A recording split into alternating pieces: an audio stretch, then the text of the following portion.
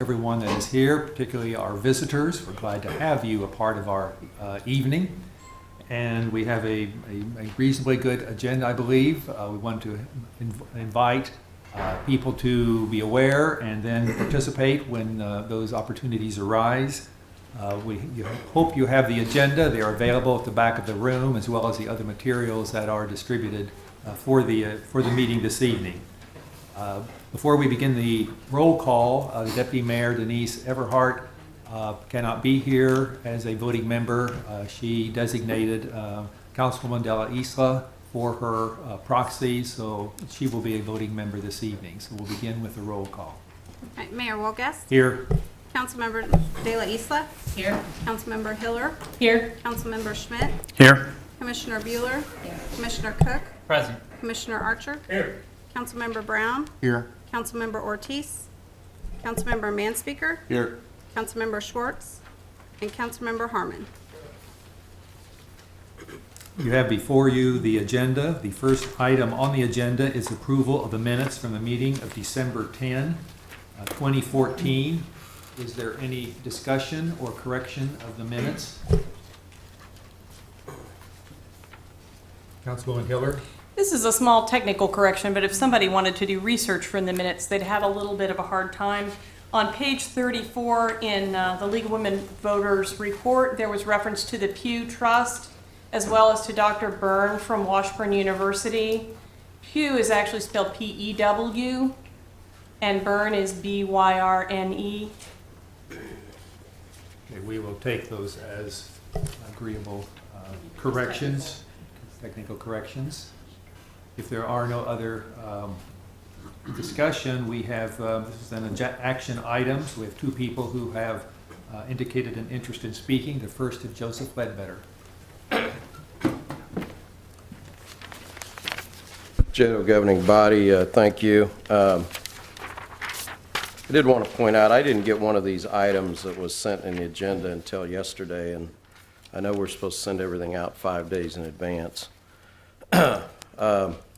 Real briefly here, page 29. These minutes look pretty complete. I was reading through most of them. It's a lot of pages.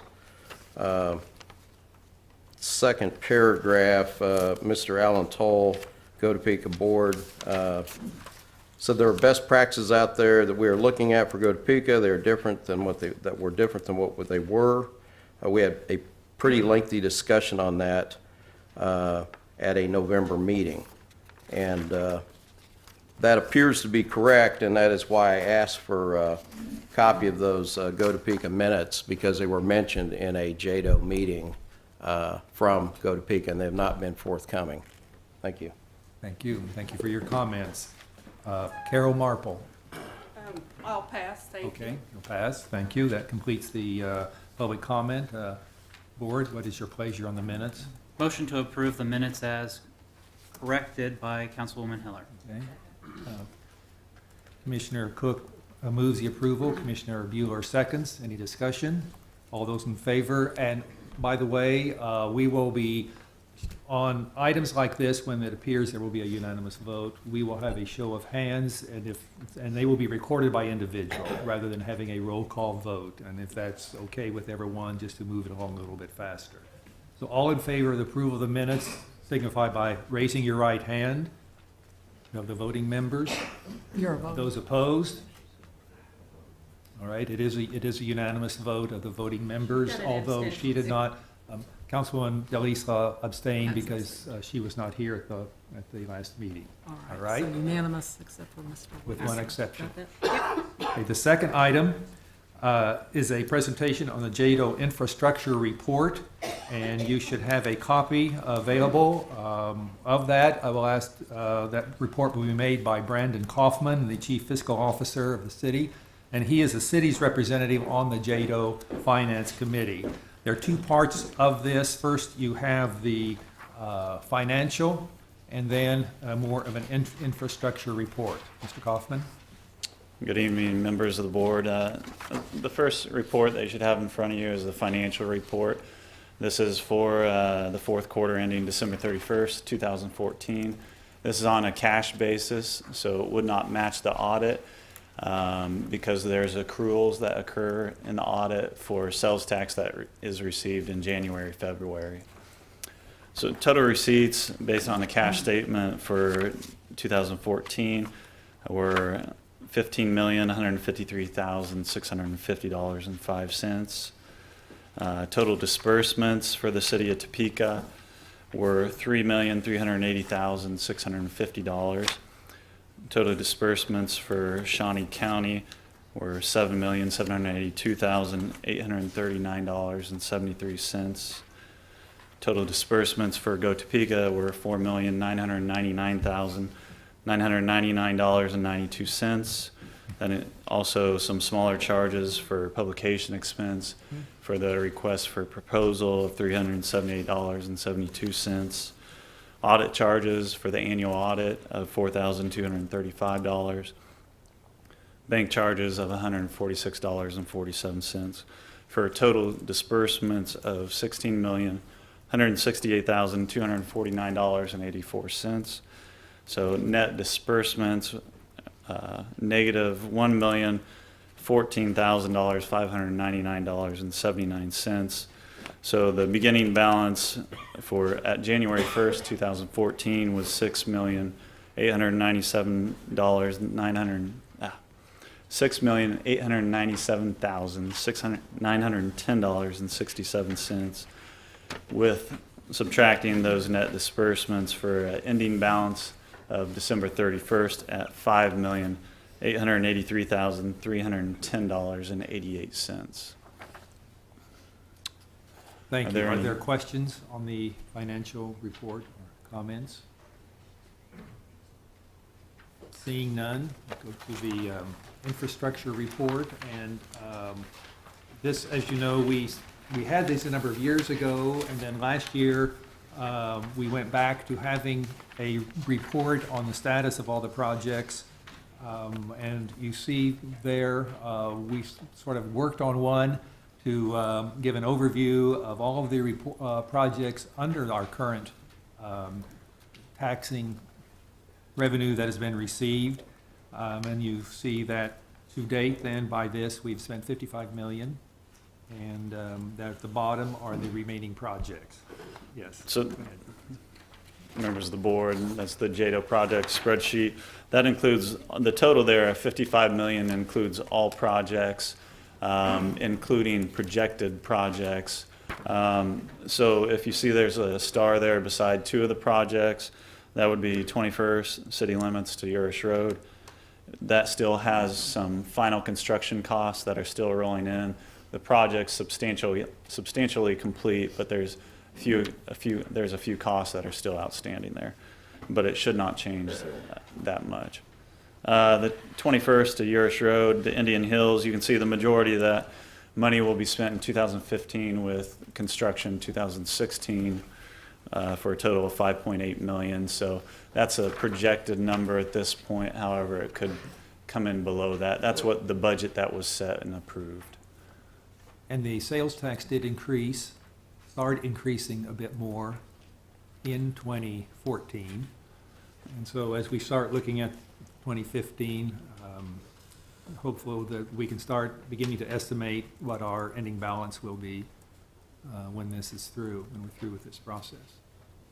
Questions or comments?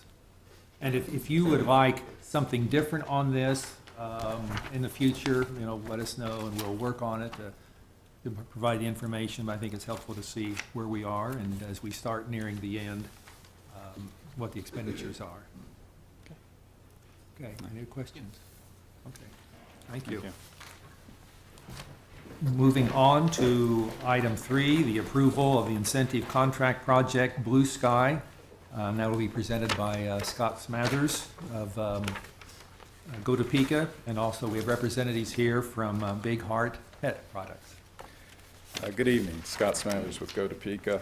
I'm going to go ahead and just, well, first I want to introduce Jim Green, who's at the very back. He's the comptroller for Big Heart Pet Brands, and I also want to introduce Brian Pickett, and I'm going to let Brian go ahead and tell you about the project to start with, if that's all right, and then I'll come back and talk more about the incentive and answer any questions you may have. Thank you. Mr. Pickett, welcome. Thank you. Good evening. I wanted to start by thanking the JEDO board for your support over the past really 10 years. Your assistance has helped our factory grow and add significant capabilities at the same time. And we are looking to the future with another large expansion project to continue to grow our business and add jobs here in Topeka. We are in the planning stages of a fairly large expansion that will add additional manufacturing capabilities and really move us forward going into the future. In general, we plan to construct a 70,000 square foot building that will house processing, packaging, and raw material storage within that building. It will allow us to retain 20 positions and add 8 to 12 more. So assistance from this board will figure prominently in our decision, and we hope we can gain the board's approval tonight. So thank you. Thank you. Now, I think you're going to present more of the overview of the specifics. Yes, sir. Yes, sir. You know, Brian kind of laid it all out. It's up to $42.3 million worth of investment that they're talking about. That's split between the equipment and the plant itself. We're talking about 8 new jobs, we've gone ahead in the incentive agreement and put up to 12, just in case they do more than the 8. So we've allowed for a little bit of growth inside that project, but most likely it is going to be 8 new jobs and 20 retained jobs. The incentive itself comes out to a little over $85,000 for the capital improvements, $3,000 per new job up to, and once again, I told you 12 new jobs because we've accounted in case they decide to grow it a little beyond what they've said right now. We've already got that accounted for, and $2,300 per retained job, which is the 20. And these would be 20 different from any previous contract that they've had. These are 20 associated with what they're doing here as far as the packaging and distribution and processing. Total incentive amount comes out to a total maximum amount of $167,000. I want to make sure you understand all these are based on performance. So if they don't end up putting in $42.3 million, we won't be giving them the full $84,000. If they, and the jobs are based on the ability to hire and retain those jobs. It is over a 10-year period. The positions have to be kept that long. You have a minimum of a $20 million investment associated with it. So they've said that's not an issue at all, that they will definitely be putting that in. To give you some quick information, we're looking at a little under 3 years on the payback for this, and the ROI is about 43% a year. So, we're very happy they've decided to do this big project, and we're even more happy that they've decided to do it in this market. They've been a great community asset for 35 years or so, and we look forward to working with them many more years in the future. Questions? And board members, we have a copy of the contract. Yes, sir. In our packet. So this is what we will be looking at for approval. I think it's agenda item 3 there, the incentive contract for Project Blue Sky. Yes, sir. And they are still, just so you're aware, they are still routing that contract through.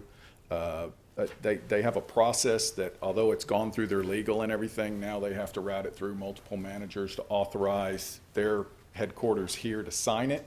So what we'd ask you to do is approve the contract as is, with the understanding that if they have to change a V to an A, or there's a spelling error or something in there that their legal or their people find that they want to correct, that we would be able to make that minor alteration. But none of the terms that we've talked about or any of the other concepts would change at all. Okay. Board members, questions? Comments? Councilman Manspeaker. Thank you, Mr. Mayor. Thanks, Scott. I have a quick question. February 3rd of 2015, it was announced that Smuckers had purchased Big Heart. Is that going to have any impact on their moving forward? No, and what I've been authorized to say, as far as that goes, kind of is that basically Smuckers is very interested in them continuing to grow their pet food brand. And So, no. continuing to grow that pet food brand in Topeka, Yes, sir. Kansas? Yes, sir. Okay. So no, that is, Okay, That is fine that's with a me. good question. I don't know if the representatives certainly have the opportunity to comment on that, if They- you wish, but they that's, have- that's, Yes, your- sir. that's the word. yes, sir. That is the word. response. Yes, sir. There is no change, okay, No, sir. They are well aware of that. Yes, sir. okay, right. Yes. Follow up go if I ahead. may.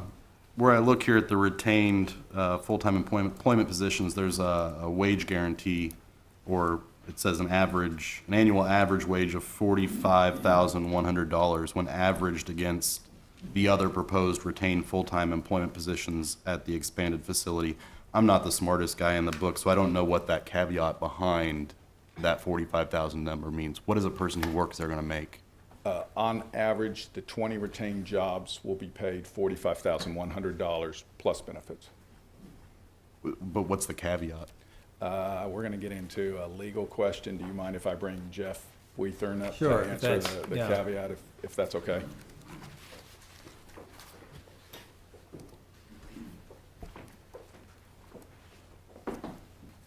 And that, in fact, Madam Speaker, that's on page 3, isn't it, about the third or second paragraph up from the bottom? Is Yep. that the one where it talks about the average annual wage? If you see that, Getting there. where we are, page 3, second paragraph up from the bottom, it starts a retained full-time employment position.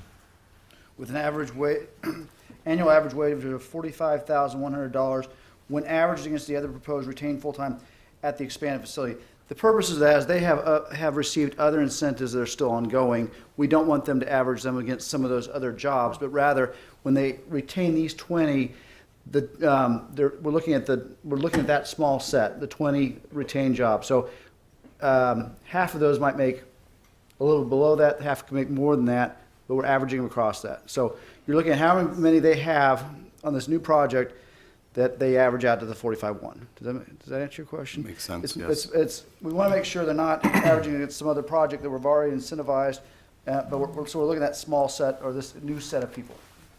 Okay, thank you. Okay? And then I have Yes, one more Madam Chair. question for our legal. Yeah. Do you find it wise to approve a contract that may be changed later? Well, I was going to suggest that if you do approve the contract, it would be contingent upon approval of any minor terms as determined by the JEDO presiding officer after consultation with the JEDO attorney. Okay. And we would determine whether the change was minor Yeah. as opposed to substantive, if 'Cause, I you're mean, comfortable with that. My concern would be a minor change could be an and or a the, and an and or a the could be a massive change. Well, that is true. Yeah, All right, yeah. thank you. With no change in amounts or time frames or anything like that, but it'd be minor. Essentially, you leave it to the discretion of the JEDO chair and myself to make that call. Good. Other questions, comments? Councilwoman I Moore? would so move before that qualifier gets lost, to approve the contract subject to, what Assistant City Attorney Feeney said. Contingent upon Well- approval of any minor changes by the JEDO presiding officer after consultation with the JEDO attorney. Okay, Councilwoman Della Isla seconds. Now, further discussion, are we okay on that language?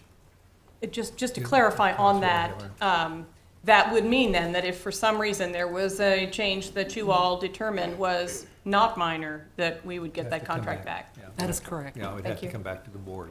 I would agree. Okay, seeing no other discussion, we're ready to vote, and we'll have a roll call vote. I'm sorry. Public comment. Thank you. We have public comment on this. First is Joseph Ledbetter.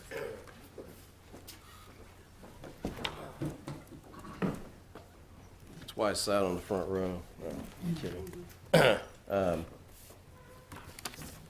Find my notes. I don't have any problem with this, but I would point, and I am going to ask some more questions. on the bottom of page 1, under the whereas, last paragraph, talks about and add up to 8, but possibly as many as 12 new positions.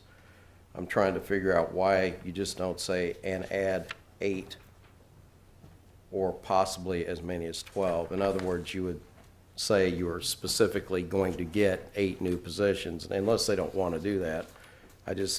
It seems like very subjective language. A question that came up when I saw this on the agenda after I finally got a copy of it yesterday, not 5 days in advance. How do you apply for these funds? Because I'm having people call me and ask, how do you apply for these funds? And I'd like there to be discussion tonight about how you apply for these funds, because the public doesn't know how. And so, we just don't know what the procedure is. I'd like the CEO of Go Topeka to explain that on the record. What is the exact procedure for applying for these funds to anybody? That's it. Thank you. Okay, thank you for your comments, and that request will be considered. Second person to speak is Carol Marple. Then I will pass again. Okay, thank you. That completes those signed to speak. We are now ready to vote. I'm sorry. I think, if I may, Mr. Ledbetter's question raises a point to me. Perhaps Mr. Smathers can clarify. This does say up to 8 and possibly 12 rather than at least 8 or add 8. Is there an expected minimum of 8 new positions in this agreement or not? Mr. Smathers, would you comment on that, please? We've been told there are 8 new positions associated with this job, with this expansion. It's in the contract. There is a minimum of 8 new No, positions. the contract, I don't believe, It does from what I've not heard, I'm say going to let, Is you that- want to talk? Go ahead. May I? Yes, certainly, Jeff. There's no minimum, sometimes we do these contracts, and it's a very employment-driven contract, and we require a minimum number of jobs, or we would not have done the deal. This one has a 8 and 20 and jobs that we're talking about, maybe 12 versus 8. If they don't add the jobs, they don't get the employment incentive. Okay, so it's really self-enforcing in some way. I don't get into the deal making as far as what they've been represented to, but it's, they're looking at 8 jobs. If they only add 7, they don't get the extra dollars. So it's kind of self-affecting. So but you're still looking at a $40-some million investment in the community. Right.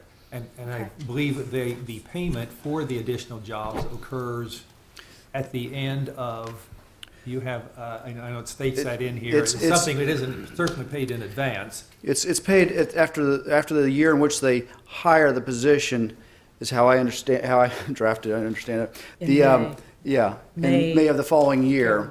Then if they don't retain it for 10 years, we do for lack of a better word, a clawback of a proportional amount. If they keep a job for 3 years, that's been a benefit to this community. So they keep 3/10 of the incentive. If that helps. And my understanding is that they could hire or create more than 8 new jobs. Up to 12. Up to 12. And But that's beyond- why, Right, is why we did it in that manner, what's stated in that manner. right. But it does not say affirmatively that they have to have 8 jobs, because we just won't write a check if they don't add them. So, But the 20 retained is firm. well, the 20 retained, is my understanding, is what they're representing they'll do. If they drop those, they won't get the initial incentive, or they'll have to pay back a proportionate amount of what they didn't retain, including partial year.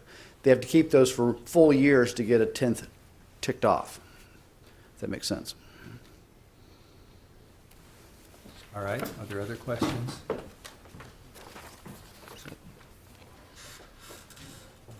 Seeing none, we have a motion to approve. If the clerk would call that roll. Mayor Wolgast, Yes. Councilmember De La Isla. Yes. Councilmember Hiller, Yes. Councilmember Schmidt, Yes. Commissioner Bueller, Commissioner Cook, Yes. and Commissioner Archer. Yes. We have 7 yes. The 7 having voted yes, the contract is approved, and we certainly welcome this expansion.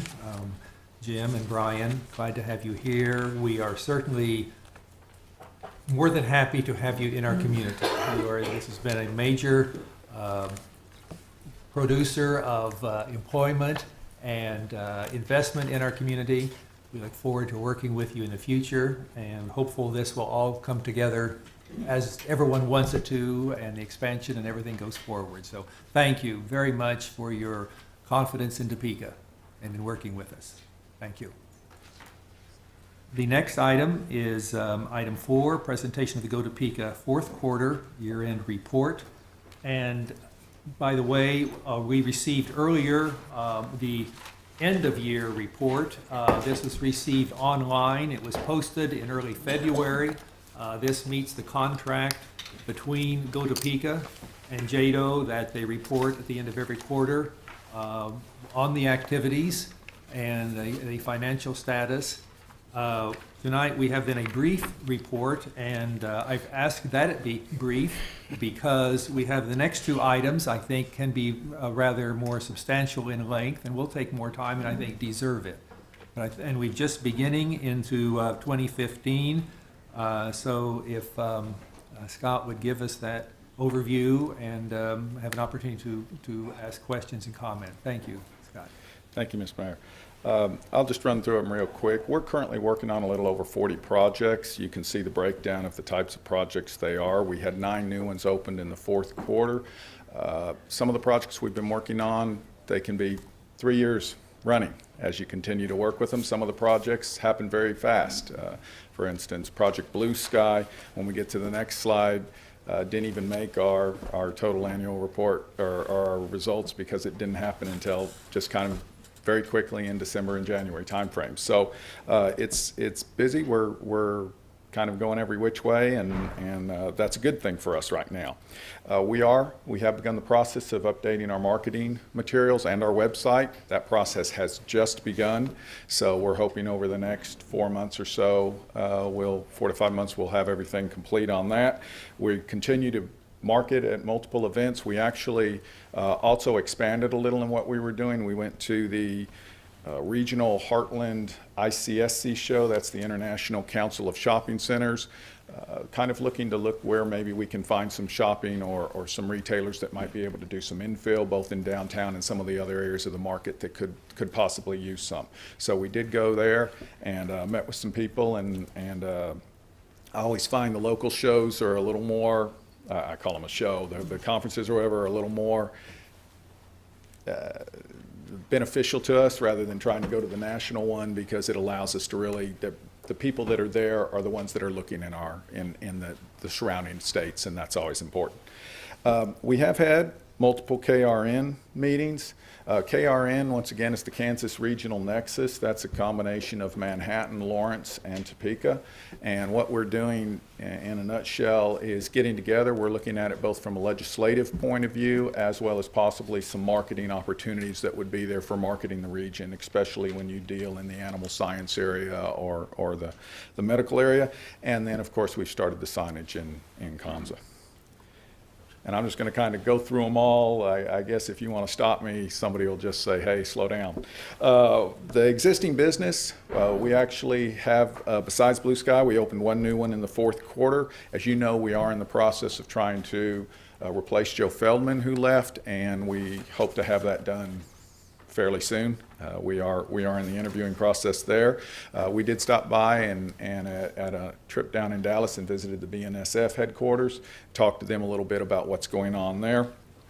We've begun work on a financial services summit that we're looking at doing. That will probably be in the early fall. We're hoping. We're still trying to set up a time on that. One of the other things that we're looking at doing, the MTech program, which if you remember was initially the food manufacturers program, and then it kind of evolved into a full manufacturing program, I guess, for the other industries as well. One of the things that we've been talking to Washburn Tech about, and one of the things they're looking at, is trying to evolve it a little more, instead of maybe the existing workforce that's out there, but also trying to get the high school students involved. So when they actually graduate from high school, they would already have the basis to be able to go to some of these companies and step in. Workforce development in our market is a key issue. We've been talking to some of our employers here, and for them it is absolutely critical, and we'll be holding multiple meetings on that during the next few months, multiple meetings and trying to do a few things. We have looked at welding programs and looking at how we can try to help expand that, because that is a need in our market. And then as the board approved at our last JEDO meeting, we have had a couple discussions regarding the veterans programs, and we'll continue to do that and get something set up associated with that. There is actually a conference we let them know about. I say that, it's not a conference, what do you call it, a job fair for some of them down at McConnell Air Force Base, and so we're going to go and get some of our employers, we notified them of that, and they're going to be participating in that as well. So a lot of that going on in the existing workforce. As I said, we're trying to kind of develop it as we can around the projects, but it's an exciting time for us in that area as well with our existing businesses, because our existing businesses are overall doing very well, and hopefully they'll continue to expand. Lastly, I'll talk about the EMBD program. Glenda and Mary Ann put on a great program with 501 School District. That was the program where we brought in a lot of the small businesses or existing businesses in our area. They got to talk with 501 about bidding and the rules and procedures that would be required to do the 501 bond issue. We'll bid and get work from the 501 bond issue. So it was great. We actually thought we might have 40 or 50 participants, and we had close to about 150 participants. So we're really excited through two items, and Glenda and Mary Ann, along with a gentleman that they brought in, Charles, who we've done a little work. He's a student at Washburn University, and we've worked with him a little bit. Fabulous job, and we're very happy about that. For those of you that haven't been to 712 Innovations, we hope you'll go soon. They already have 30 members. You're dealing with over 400 people that have toured it, and it is up and operating, and it is a great facility. The participation split pretty much 50-50 between co-worker space and maker space right now, as far as the members go. But doing great, and I think the people are pretty excited about it. This year's training, you'll notice a few of the programs. I'm not going to read them to you. One of the things that we've worked on this year a little more, you have a couple programs that are for existing businesses, the strategic planning, the succession planning, things like that. In the past, we've been very focused on the new businesses coming in, and we still are obviously interested in people starting up jobs, but there also is an issue of trying to keep existing companies operating and going in our market. And so that's one of the things that we've been focused on, and you'll see that. That's the training part. Some of the other things we're looking at, we have a void somewhat in, I'd call it our disaster recovery situation for businesses that faced a crisis for various reasons. And so we're looking at the possibility of maybe creating a package that we could help bridge them over for a period of time while they figure out how to work through their insurance situation and keep things going. So that's one of the things we're looking at. We talked about it at the last meeting, a forgivable loan, possibly a forgivable loan fund for what I call the tweener businesses, those that aren't necessarily the big businesses, but we still need to help coming through beyond the entrepreneurs, but not necessarily what you'd call the big businesses. So we're looking at something like that. We have had discussions regarding the possibility of supporting a commercial kitchen, but those are just very preliminary. And Glenda will kill me if I don't at least put in the save to date things for you all to put on your calendar.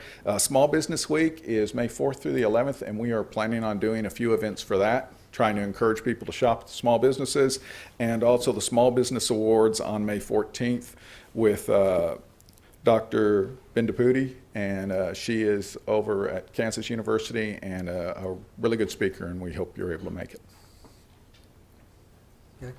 That was fast. Okay, we had I have two questions. Yes, sir. One of which was earlier this week. It was in a group, and they asked if a small business wants to get help in some way, expansion or issues or problems, who do they contact, or what's the process to get into the system to receive that type of aid, whether it's Washburn small business or what? Sure. Well, as you know, we're tied in with the SBDC in our office as well. So if a small SBC is?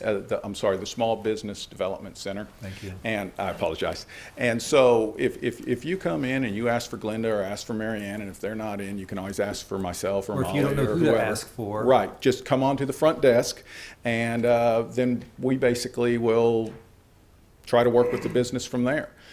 In some cases, we've had people come in, and I've even had businesses in my history come in and say, I want to start a business.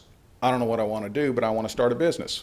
And we'll start the discussion with them. But sometimes, there's a lot of different answers depending on what businesses want. But yes, we'll work with you at any size. If they come in our office, we'll put together whatever programs and let them know of whatever programs we have. There are times, for instance, we do not have programs that we can offer small businesses. For instance, we don't do retail for the most part. But that doesn't mean we can't help them figure out what's available. We had one in the other day. We were telling about the neighborhood revitalization area, how if they went into that, they needed to talk to the city because there were possibilities for the abatement, tax abatement. Also, there's downtown grants that you all approve through the city budget that they have. So we know of a variety of programs that are out there. We have a loan program we can help them with. So it's not always a grant that we have to offer, but we will work with them and try to give them everything we possibly know about in regards to what is available and what we have to offer. And then the question was asked earlier, if there is a local company who is interested in applying for incentives, how should they go about that Once again, process? they can either come in or give me a call, and we will be glad to talk to them regarding what is available and what we can do. Okay. All right, thank you. Board members, questions? Councilwoman Hiller? I have two, please. First, we talked last time in your report about the status of the robotics program at Highland Park High School. Has anything developed on that? I'm going to defer to Glenda. Has anything developed on the robotics? Councilwoman, Yeah, would you come up to the mic, please? That way we get. I know, such a big deal. Good evening. We do have an instructor over there now. We'd gone a period of time without an instructor, Right. so there is now someone leading the program. That program, what I understand, will be merged into the new center that they're doing with 501. So and that's going to be a year and a half, 2 years out, though. So what we're doing now is we have probably about a dozen students in that program, and they're actively participating. Thank you. I'm glad to hear it's up and going again. Yes. And when you say the new center, is that the new one that's being built at Yes. the Kanza Park? Yes. Okay. Okay. Thank you. You're welcome.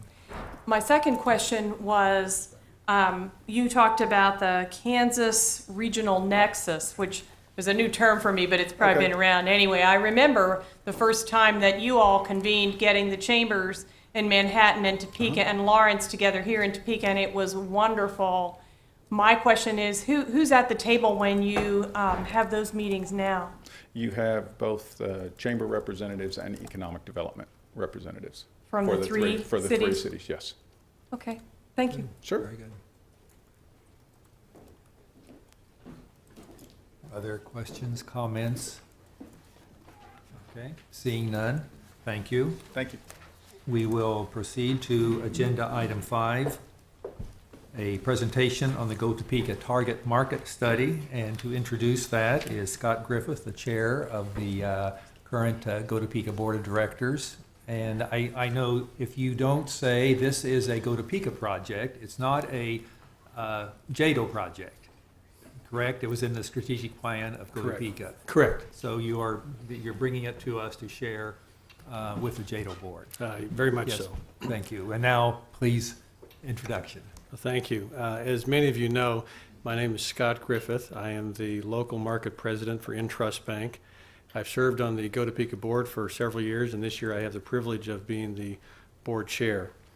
In 2010, Go Topeka ordered and obtained a target market industry strategic study to help us become better focused and prepared with our economic development activities and efforts.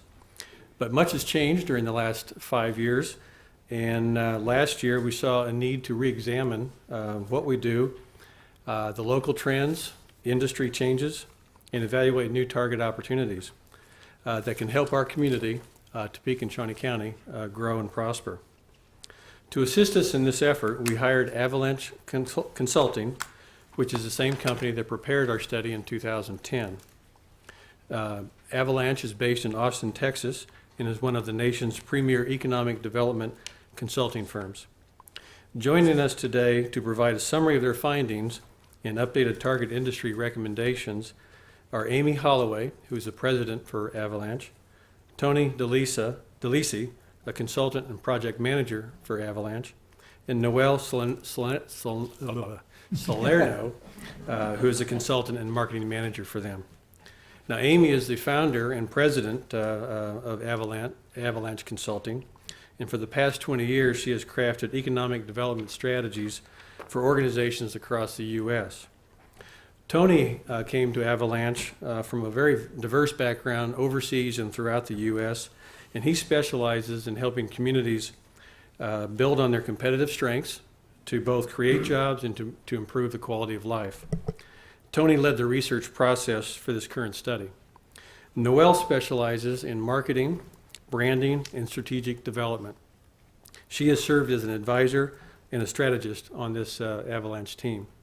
And with that, I am pleased to introduce to you Amy Holloway, who will begin the presentation this evening, and then it'll be followed by Tony, who will share Avalanche's findings with you. Okay, thank you. Thank you. Excellent introduction. Amy, welcome. Glad to have Hi, you here. thank you so much. Good evening, everyone. It's nice to be back in Topeka, and I'm really excited to be here to share the results of the study that we just completed for Go Topeka.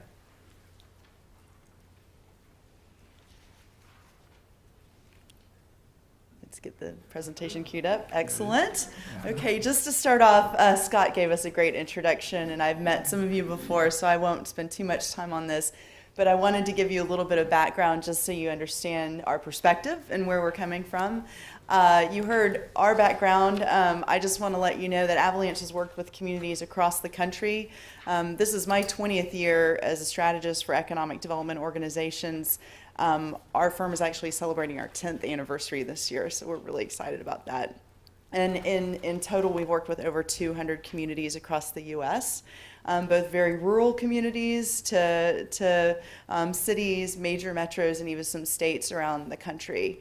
Our services include economic analysis and target industry studies like the one that we just completed for Go Topeka, but we also do full-blown strategic plans for economic development organizations, organizational assessments, incentives policy reviews, and marketing and branding strategies for economic development groups. And I'm happy to go into any more detail about our background if you have any questions. Also, as we kick off our presentation, if I could, if you're comfortable with this, ask you to hold your questions to the end of the presentation. Is that all right with everyone? Just because we have a lot to cover this evening. A little bit of project background. Scott touched on this, but just so you know, we were originally hired by Go Topeka back in 2009 to do an evaluation of your economy, look at some target industry opportunities so that the economic development efforts were as focused as they could possibly be and have the highest return on investment, and also do a little bit of strategic planning work for Go Topeka. As you know, and we've all experienced, there's been a lot of change in the economy over the last 5 years since we originally looked at your economy, and it's time for a refresh. And in fact, most communities, most economic development organizations out there do this kind of refresh on a 3 to 5 year basis. So this is very normal for an economic development organization to do.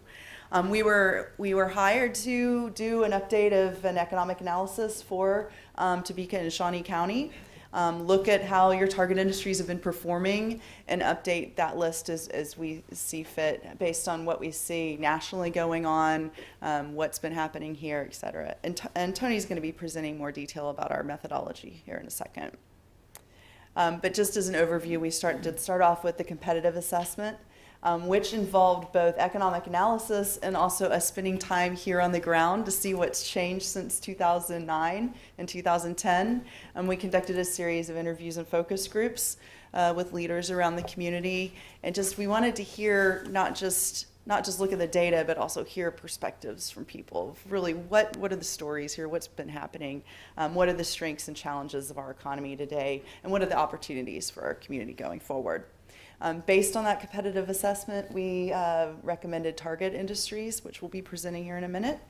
And we're also just doing a quick evaluation of GoTopeka's action plan for this year and making recommendations where we can to make sure that it's as aligned as possible with these target industries.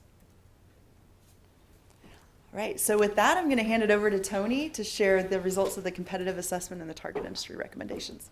Thanks. Okay. Good evening. Good evening, everybody. It's nice to be back here in Topeka as well and have such nice weather. We're going to walk through what's the best button here? Sorry. Get off that. Walk through the competitive assessment process a bit. And this is just a highlight. We have a very in-depth report that we're preparing for GoTopeka. And these are just going to go through some of the highlights, some of the main trends and themes that we're seeing. And this covers a wide range of categories from economic trends to demographic issues, looking at infrastructure, entrepreneurship, quality of life, a lot of different topics that we do in every community, but also digging into details and things that we heard from stakeholders and leaders that were important for the community here in particular. And it's going to kind of run through major takeaways of what we've seen.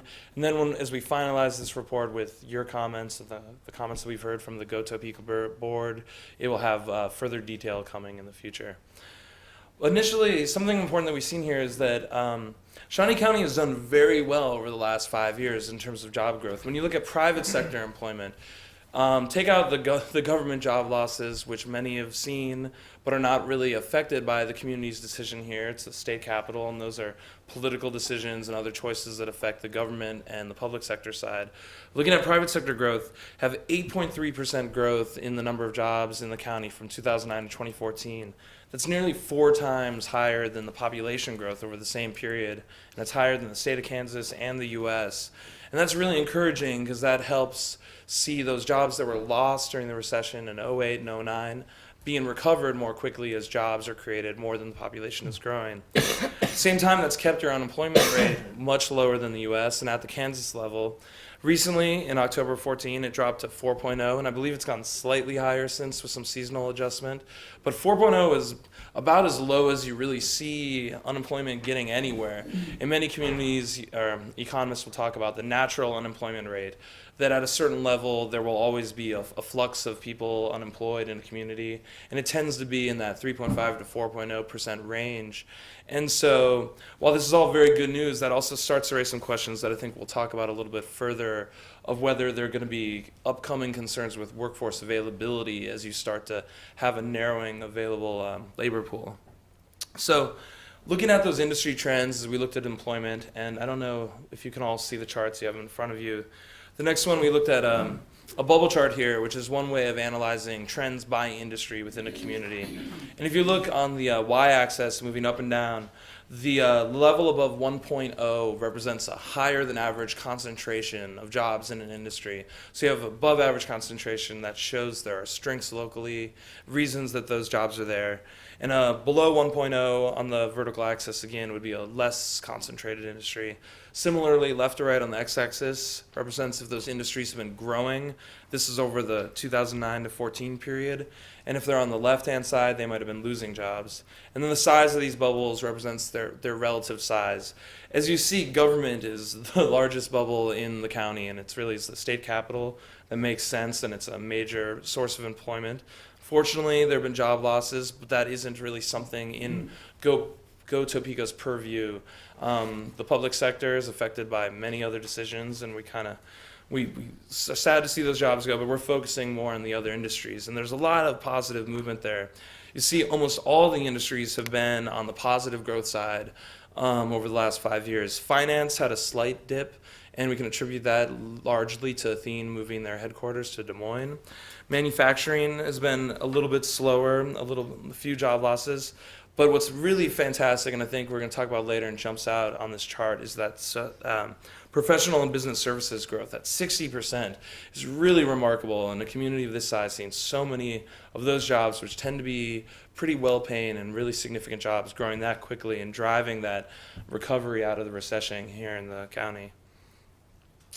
So going through some of the pieces and the highlights that we come out, one of the things that really stands out when you look at Topeka and Shawnee County is that you are a logistical center and you have so many shovel-ready sites and industrial parks. Go Topeka and the city have done a great job in the county working to develop these sites, working with private partners and public, getting the land in place. Many communities have not done this, and you see across the board companies looking for locations that have shovel-ready, infrastructure-provided sites that they can come in and get their companies going right off the bat. And when we're talking about getting companies going, it's not just bringing in companies from the outside, but it's local companies who are looking to expand, finding startup space, and these are some of the major strengths that we've seen is just location and sites. It's unbelievable, and it really is unique to the community here. Also, another both pro and con here is, as we're talking about the research nexus. We're right here located between two major U.S. research universities in Manhattan and Lawrence, and they have specialties particularly in the life sciences, with agriculture, medicine, animal sciences being the top research fields at both of those universities. And that creates a number of opportunities here to benefit, as they were discussing, that research nexus, creating an awareness of the business spin-offs that come from that research and I think what we're trying to find in this study, and you'll hear more about, is where does Topeka fit as the center point between those, and what pieces of this research activity can benefit businesses looking to grow and expand here in Topeka. Positive side that we saw in the demographics was that household incomes have been growing much more quickly locally over the last 5 years. In the U.S., household incomes through the recession were largely flat from 2008 through 2013. As the economy started getting going again, it started moving and jobs were being created, but that household wealth was not really rising. But here in Shawnee County and Topeka, we've seen growth well above the U.S. rate and above the Kansas rate of growth. It still has the city still has a slightly below average household income level, but the county is coming much more closer to on par with both the state and the U.S., and that's a really positive thing to see. As those jobs grow more quickly, that means families are making more money and bringing in more income, and that's wonderful news to see in any community. Another one of the benefits, along with those sites and the location that we see here in Topeka, is just the affordable living. Similar to the business climate and affordability for companies, it's a wonderful place where not only are you making a household income close to the national average that's growing, but it's more affordable than you see nationally and around the state, which means that each of those dollars goes that much further, and it's a great place in turn for families and people to live. As we kept on looking, there are other concerns that come up. Talent retention is both a concern and an opportunity, something that we've seen. All those jobs were being created, but population growth has slowed locally relative to the U.S. and the state. The city itself actually lost population from 2008 to 2013, and the county only grew 2.4%. That's over a period where job growth was close to 8%. So you're seeing many more jobs, and they're being filled by people that lost jobs, but increasingly with that labor market unemployment rate going down and population growth slowing, there's an increasing concern that perhaps the population won't be catching up with that strong economic growth. And on the right-hand side of the table that we're looking at here, you see we're looking at natural increase, which is birth minus death. It's fairly standard. You guys have been growing well as a local population, but in terms of bringing in new residents and drawing folks in the late 2000s, there was a net positive migration into the community. More people were moving here than were leaving. But increasingly over the last few years, there's been a growing trend of more people moving out of the community than have been moving in.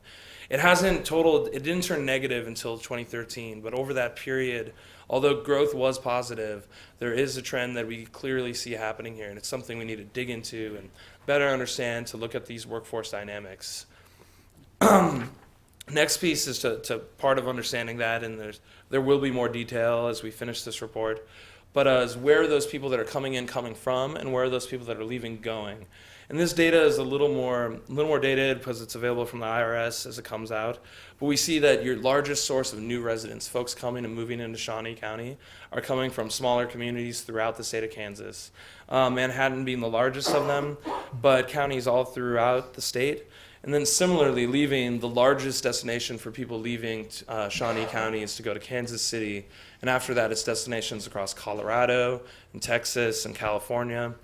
And those tend to be places, in Oklahoma, places that have been booming very well over the last few years, partly likely folks going towards jobs opportunities with oil production in Oklahoma's and Texas, Colorado, other areas that have been doing very well, and that are kind of larger cities, generally speaking, across the board.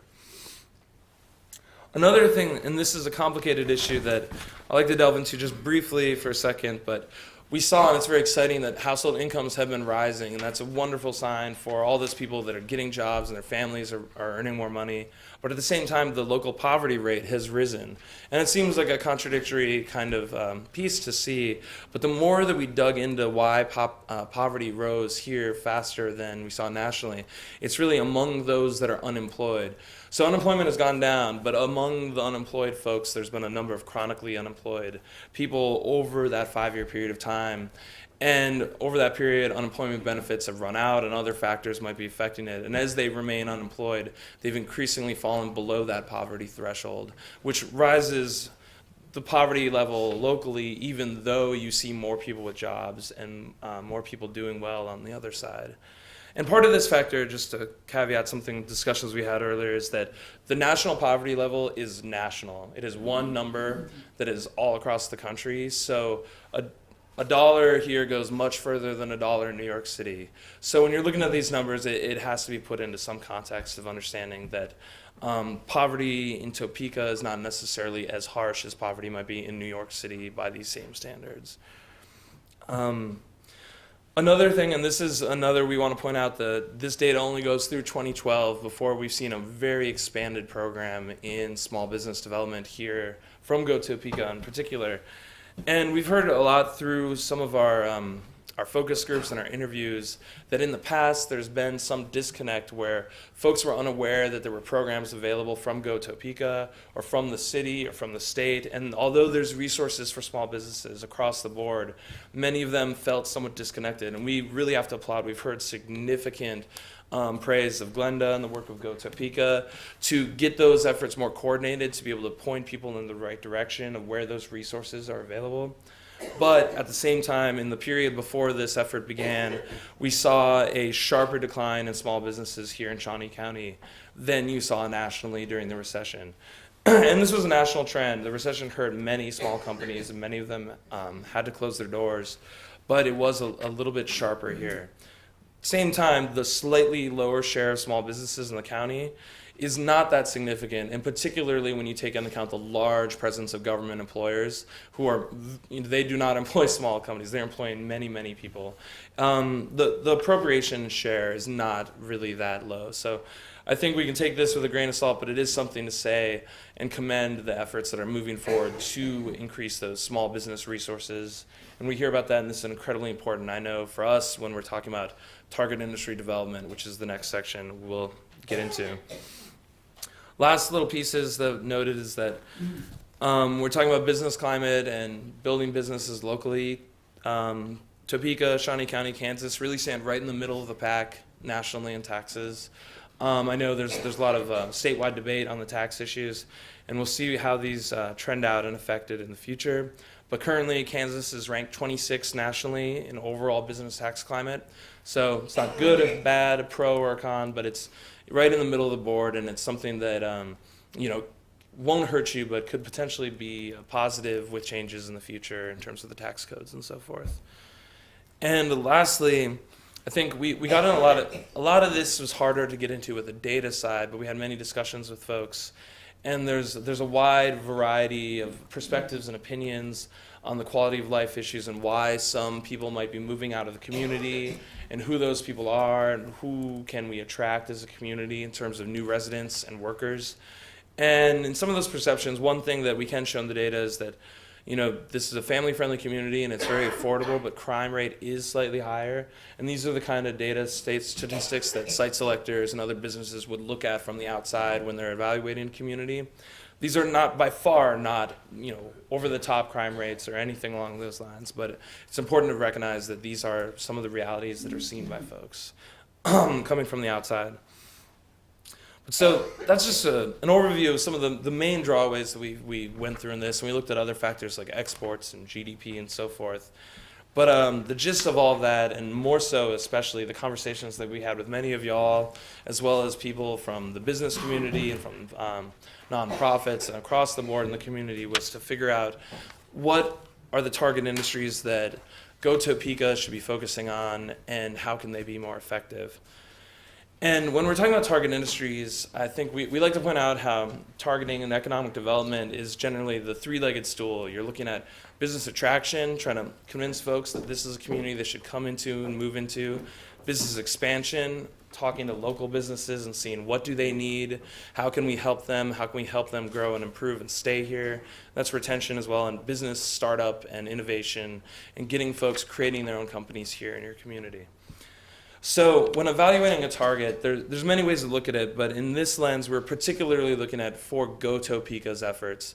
They are the organization that would be doing this work, and what are the tools that are available for them. So we look at targets and we ask, are these industries growing nationally and globally? Are they going to continue to grow? If you make an effort to bring them in, will they be here for the future?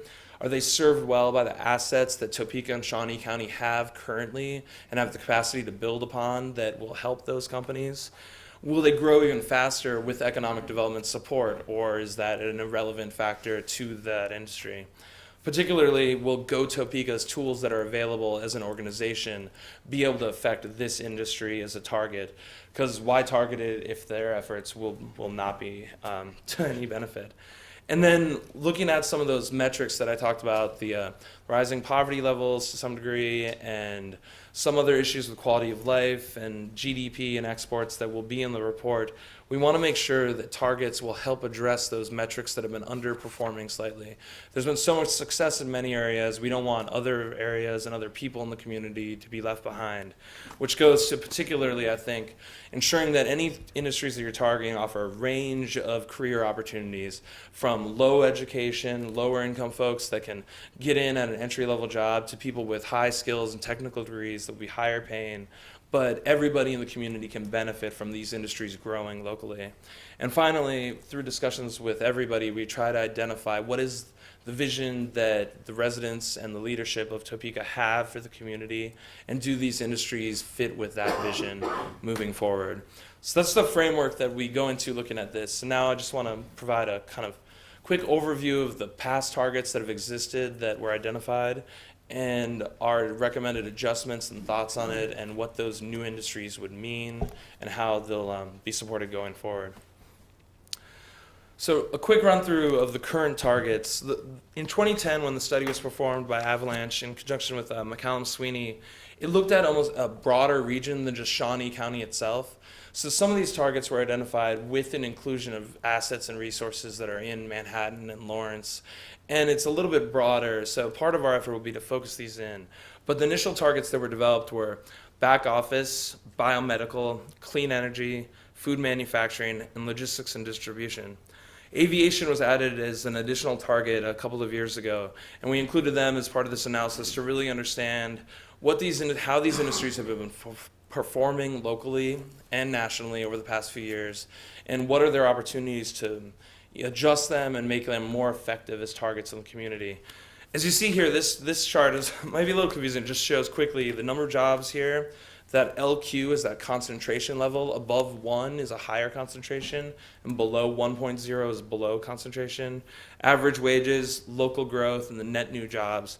And the interesting thing is, over the last 5 years, almost all of the new targeted jobs have been created in back office, with over 5,000 new jobs in the back office, and then another 400 in clean energy, 400 in manufacturing, and a few job losses actually in aviation and logistics and distribution.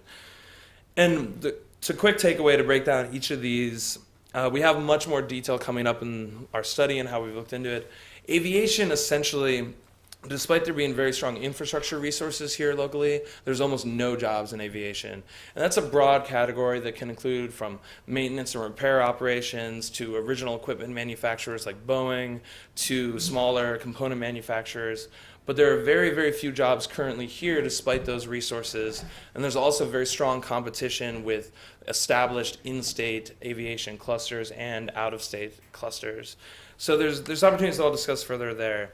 Back office, that's job creation is very strong with 5,000 jobs, but more than half of those were actually in what would be almost more lower skill, temporary labor jobs, building management, things along those lines that are not actually jobs that are directly affected by economic development and don't pay as high wages and are much more a factor of the success of the overall economy rather than the efforts of an economic development organization. Biomedical, similarly, almost all of those jobs are in hospital and medical care work, which is affected by demographic change and less economic development issues. As a region grows, more doctors are in demand and they're sought services, but economic development does little of that.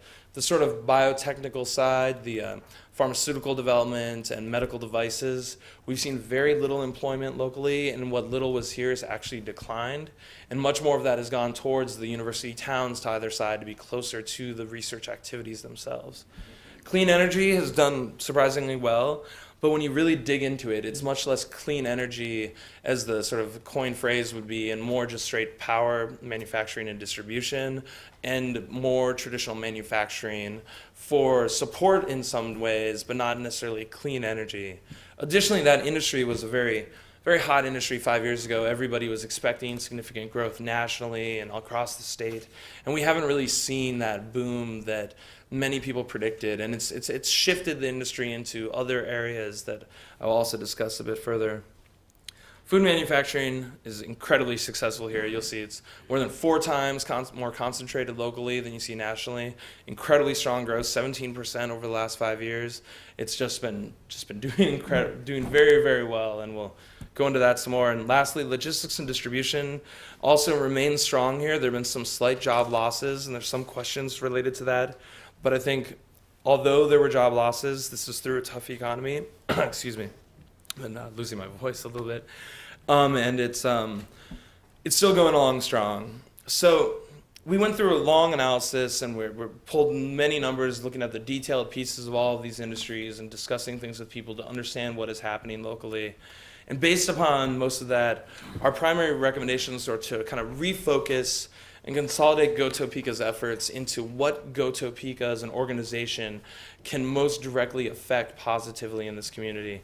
And to that end, this chart could be misleading, table can be misleading, but aviation as a target on its own, our recommendation would be largely to remove it as a primary target, but instead refocus many of the factors of aviation, of component manufacturing for aerospace, into an advanced systems technology target that you see below, which would be similar to clean energy. Instead of standing alone clean energy, which we have seen little of major wind turbine or so forth development, and focusing into an advanced systems technology category that captures aerospace manufacturing and clean energy equipment manufacturing and all those things, which you do have significant skills in locally.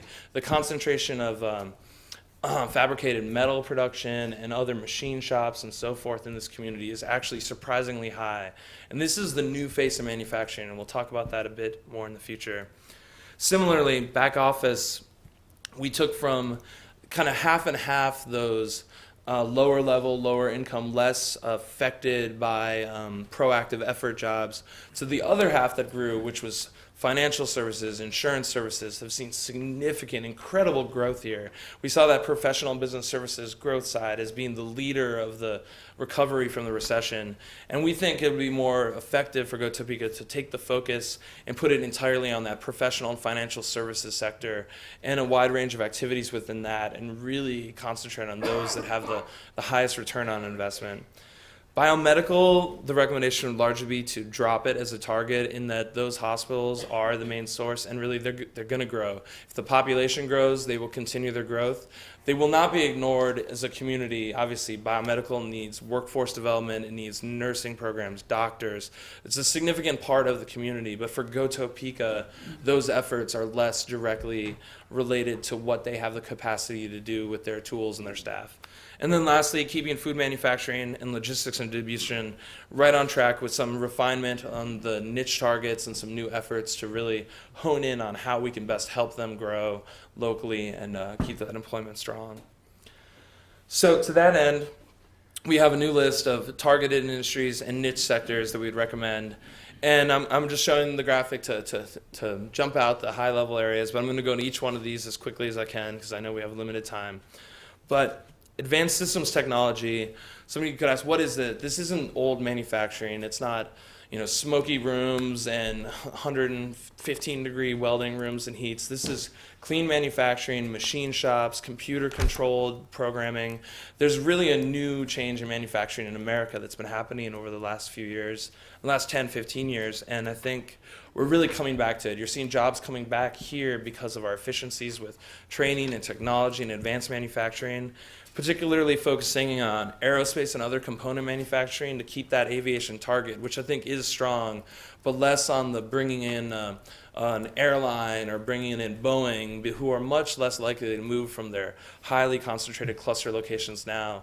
But they are outsourcing much of their work to smaller machine shops and folks that can do their components on demand in combination with your logistical networks. You are very well set up to distribute and supply those folks all around the country as well as the state.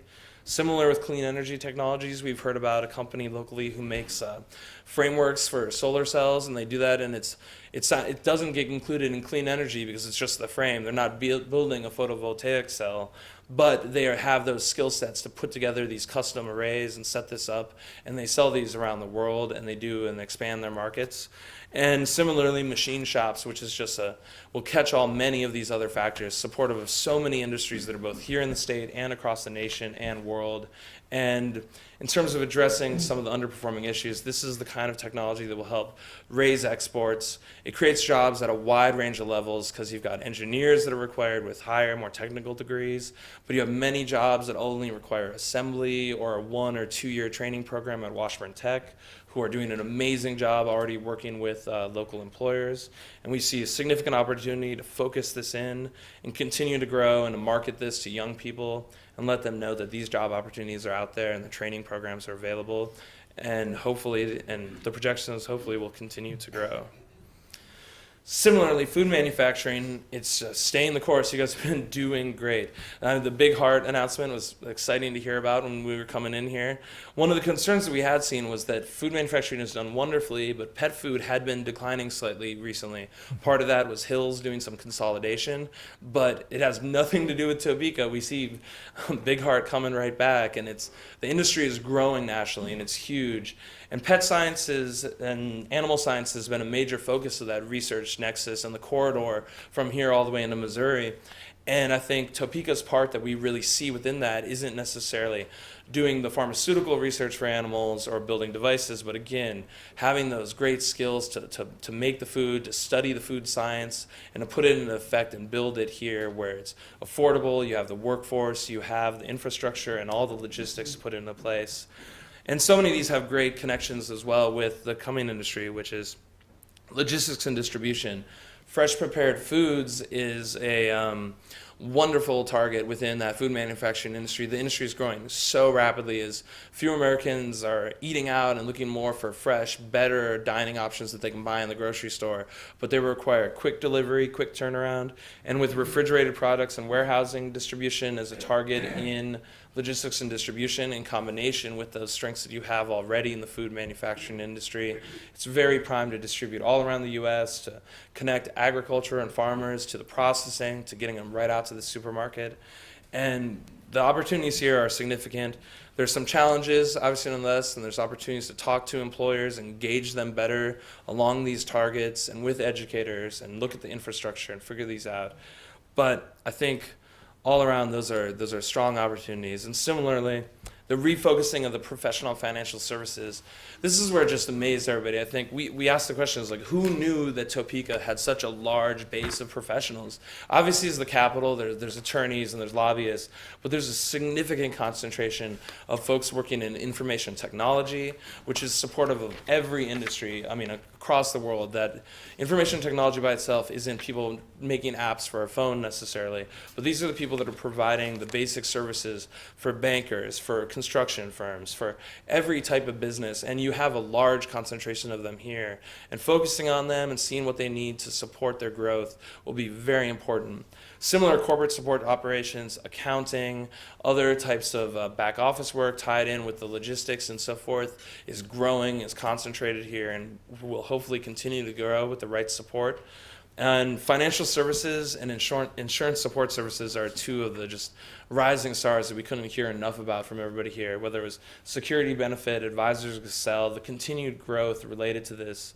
And these are all not necessarily areas that people have associated with Topeka, the professional side, these strong, growing, high education type jobs, but they are here and they are growing, and that's a wonderful story to hear, and it's a story that we need to tell to other people to make young folks aware of these opportunities, that these jobs are great, that with an affordable city like this, those dollars go so much further for an employee, and they help the community grow and spread that reputation. There are challenges like office space and other issues like the perception itself that make it difficult sometimes to recruit those employees. And I think that gets back to some of the things we've seen of concerns with the people leaving the community and the limited workforce. And all of these issues, I think, are addressable, and we're very excited by the opportunity that we see, as well as the things that have already been happening on the ground here. So, last piece that I want to get into before Amy talks about a few of those broader themes that we've seen and how maybe some of these things can be addressed is looking at the forecasts. And it's exciting to see those 4 industries, so taking the 6 existing targets that we had that were kind of more diverse and covering a broader topic, but not necessarily as affected by the work of Go Topeka. These 4 industries are projected to grow 8.4% in Shawnee County over the next 5 years. To compare that, the overall economy is only expected to grow 2.5% over that same period. So these are high growth industries, and that's very strong, and that's, credit to the efforts that have already been being done by Go Topeka. But if you look nationally, it's supposed to grow 16%. So why are these industries only growing or forecast at the moment to grow half the rate they are nationally? Even the overall economy forecasts to grow 2.5% here, 4% nationally. And even more concerning is that the population is only forecast to grow 2.1% in the county over that same period. So you're still expected to be creating more jobs than you are people. And these industries, for all of their strength and their high growth, have so much more room to be growing on par with the nation. And I think there are concerns and there are ways that those can be addressed, whether it's looking at workforce availability, whether it's looking at education programs, and the business support efforts that have been coming into place through Go Topeka. But there's a significant opportunity here, and we hope that you guys agree and see all these wonderful strengths and chances for growth here in Topeka. And with that, I want to pass it back to Amy to cover a few themes that we saw. Tony. That's a bit like drinking out of a fire hydrant, isn't it? It's so much information to cover, and we've been absolutely doing our homework on Topeka over the last 3 to 4 months, and I hope you can see that. I wanted to end very quickly with something we're calling strategic themes. We couldn't help but hear themes come out of our conversations with folks in your community, and these aren't things we can necessarily put numbers around. Some of them we tried to, and they directed what we did with our research, but I just wanted to share them with you, and it's kind of food for thought. They're things that I would encourage you to continue having some conversations about as a leadership group in the community. What you've done well, I think, and these are, again, things that I heard as I was interviewing people and leading these focus groups. We heard time and time again how impressed people are with your educational infrastructure and how responsive Washburn has been to the needs of employers. you still have employers in need of workers, and that's because they're growing and because of some of the talent things that Tony's talked about. Washburn's been doing a great job, and we heard about it from your community, and we encourage you to do whatever you can to support their success, both at the university and the technical side of it. People here are also very excited that you have industrial space, that there's land available, shovel ready, and you've invested in it. I can tell you from traveling around the country that there are a lot of communities that don't have that available, that they're passed up all the time by companies who need that kind of site. They need a rail serve site that's shovel ready, and they just don't have it. So it's an advantage of yours, and you need to continue to market it outside of the community. Obviously, you're a logistics hub in the nation. You can look at a map of the country and see you situated there, and people are really excited about your geographic location, and it's a great strength. And how affordable you are in terms of cost of living, cost of doing business, utilities, and all of that. But some challenges arose also, and this is what I'm going to leave you with. I hate to leave on a negative, but you can see that we like you so much. These are just some challenges to consider. This loss of residents is something that needs to be seriously addressed. Okay, that the forecasts that we've seen on employment growth and those opportunities that we've just presented to you, if you're losing talent, you're going to have a very difficult time building on those opportunities. And that's the whole conversation point, and I'm sure you all have had conversations about it, but from an outside perspective, looking at your numbers, that's the first thing that stood out to us, and it's something that your employers are talking about quite a bit in their conversations. There's also, when we talk to folks here, kind of a lack of a shared understanding of what economic development is. There's a lot of different opinions. If you ask someone, how do you define economic development? We got a lot of different answers. And for us, and this isn't unusual because it's being used, especially lately, in a very broad context all the time by elected officials and people in the news. You know, they use it to describe almost everything. And sometimes the definition differs from community to community. So I would recommend that you determine what that definition is for you guys and think about investing in more concentrated internal marketing and communications with residents to just get, okay, this is what we mean when we talk about economic development, and this is what Go Topeka does, and it's a very important role in our community. The conversation around support for small businesses, this is disconnected small business and other support resources. You guys have made a lot of progress in a very short amount of time on this. I think you guys should continue to step up the efforts and then communicate again, letting these people in your community know that you've got a wealth of resources for them. It's just how can you access it, like the question you raised earlier, and where do they need to go to access it? And you guys are doing a great job on that so far. And finally, I'll be honest with you, a lot of conversation about quality of life and just a desire for more cultural amenities here. There's very strong interest in continued downtown investments and revitalization. Conversations, we heard a lot of conversations about wanting to have more things that are family-friendly entertainment because it's such a great family location. So that concentration around quality of life improvements and the link between your ability to attract and retain talent and quality of life, those two go very much hand in hand. So that's what we've heard.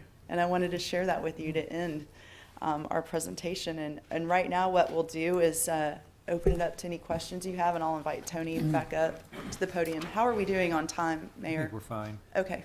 We have one more here. What can we do to address our challenges? Yes. Is that something you're going to talk about, or? It's in your packet, and I'm happy to talk about it right now. I decided just for time's sake that it was pretty much covered on the challenges slide. Right. So okay, yeah. Thanks. All right. Well, and to open, you have, as you said, presented a great deal of fantastic, important, informative information. And as of course, anyone likes to only hear all the good things, but we also know there's other sides. And I think it's very important that you address those, and we assume that you are more objective on those than we are, than as we look at ourselves and our community. But from the outside coming in, can see us and compare us and give us a better framework on which we address issues and what are our priorities and where should we be doing things that we aren't doing now.